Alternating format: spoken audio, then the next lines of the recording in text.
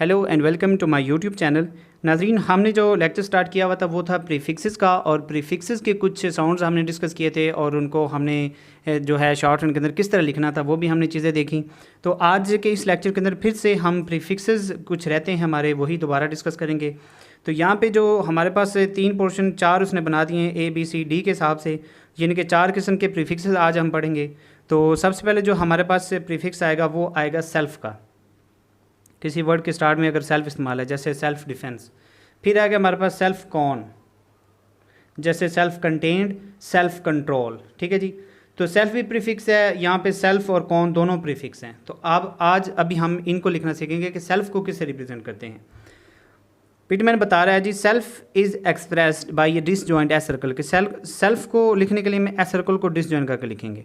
जबकि self con is represented by writing that circle in the place of the con dot. तो जहाँ पे हमने जैसे वर्ड था हमारे पास डिशन, और यहाँ पे हमने कॉन की डॉट लगाई हुई थी।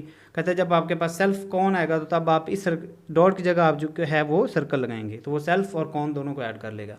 एग्जाम्पल्स देखते हैं, क्लियर हो जाएगा। वर्ड है हमारे पास सेल्फ डिफेंस, तो यहाँ पे सेल्फ के लिए सर्कल लिखेंगे अलग से बिल्कुल स्ट्रोक के साथ, और फिर आगे हम लिखेंगे डिफेंस सेल्फ की, यानी कि हम इस तरह सेल्फ की आउटलाइन नहीं लिखेंगे, क्या करेंगे सेल्फ डिफेंस। ठीक है जी। फिर हमारे पास सेल्फ एस्टीम के एस हाफ कर देंगे और एम लिख देंगे। एस सर्कल चाहे पहले लिखने चाहे बाद में, लेकिन जैसे आपको इजी लगे। सेल्फ सेटिस्फाइड, ठीक है जी। फिर सेटिस्फाइड की स्ट्रोक पूरी लिखेंगे।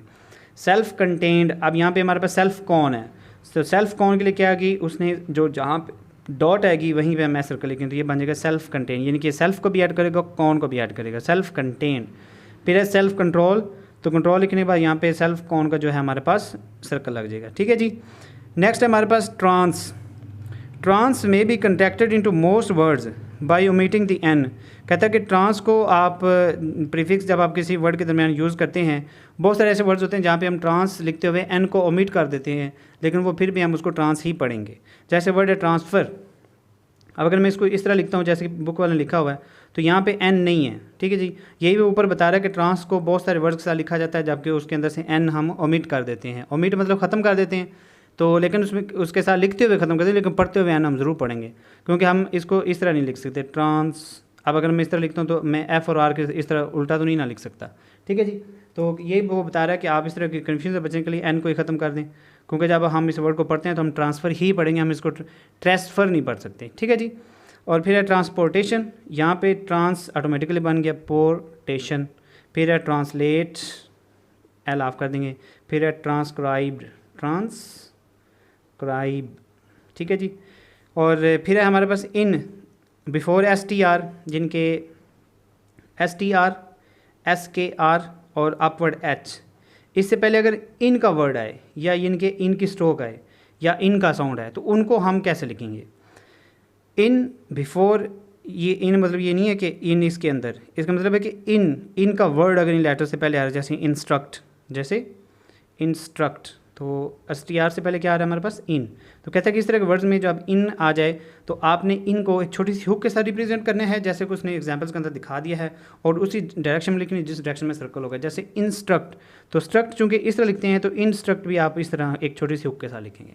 ठीक है। और फिर इंस्ट्रक्टेड, फिर है इनस्क्राइब, क्योंकि स्क्राइब ऐसे है तो एस सर्कल इस तरफ लिखा जाता है, इसलिए हम उसकी जो एन की हुक है वो भी उल्टी कर देंगे। फिर इनहैबिट, ये एच के साथ आ जाएगा इनहैबिट। ठीक है जी। तो ये वो वर्ड्स हैं जो पॉजिटिव वर्ड्स हैं, नेगेटिव वर्ड्स नहीं है। यानी कि ये जो हमने 5 वर्ड्स देखे हैं, इंस्ट्रक्ट इसका नेगेटिव मीनिंग नहीं है, इसका मतलब है हिदायत देना, एक पॉजिटिव मीनिंग है।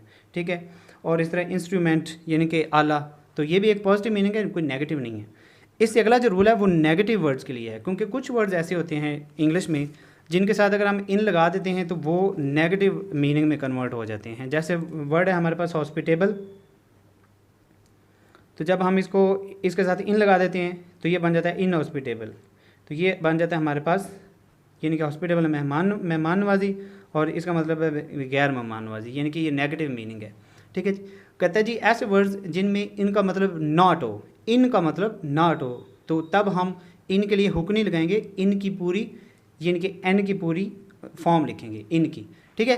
ताकि हमें ये क्लियर हो जाए कि जब हम उसको शॉर्ट हैंड में उस वर्ड को लिखा हुआ देखें तो हमें पता चल जाए कि ये एक नेगेटिव वर्ड हमने लिखा है। जैसे वर्ड है इनहॉस्पिटेबल, तो उसको इसने इस तरह लिखा है, इन की जो प्लेस है इन वहीं पे हम लिखेंगे,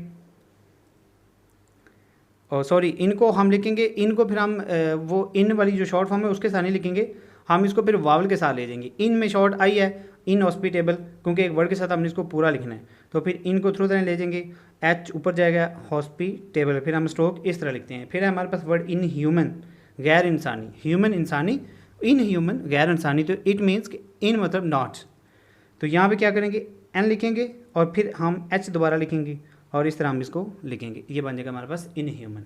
यानी कि पॉजिटिव वर्ड्स में अगर इन आता है जैसे इंस्ट्रक्ट, तो आप एक छोटी सी हुक लगाएंगे, और अगर नेगेटिव वर्ड्स में मतलब इनका मतलब अगर नॉट है तो तब आप क्या लिखेंगे, पूरी स्ट्रोक, यानी कि एन की पूरी स्ट्रोक लिखेंगे। ठीक है जी।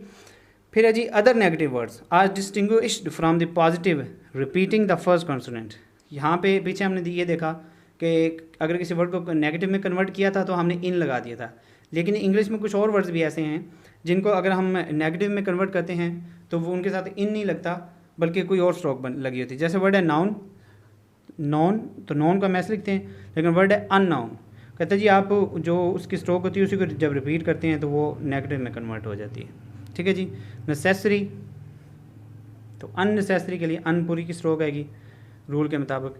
लीगल, ये लीगल, इलीगल। ठीक है जी। तो इनके एल को हमने रिपीट कर दिया। फिर है लेजिबल, तो फिर एलिजिबल हो तो हम इस तरह लिखेंगे एलिजिबल। ठीक है जी। इस तरह ये बाकी वर्ड्स देख लीजिएगा। फिर अगर आ जाती हैं हमारे पास शॉर्ट फॉर्म्स।